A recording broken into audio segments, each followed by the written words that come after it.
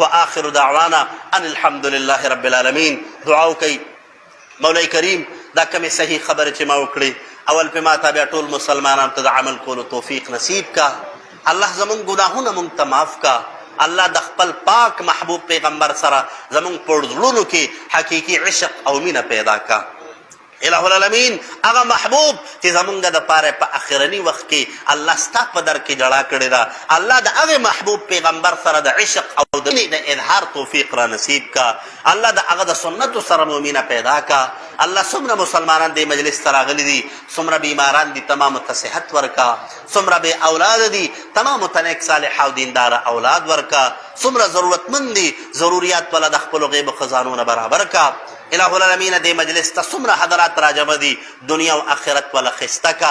د دوی په رزق په عمر په اولاد په صلاحیتونو کاروبارونو کې برکتونه نصیب کا. الله پریشانی ولا په خوشحالو باندې بدل کا. الله چې څومره ضرورتونه په دې خپلو سینو کې راوړي دي هغه تمام ضرورتونه ولا د خپلو غیب خزانونه برابر کا. الله مونږ ټولو سره د احسان او د کرم معامله وکړه. اللهم صل على سيدنا ومولانا محمد وعلى آل سيدنا ومولانا محمد وبارك وسلم.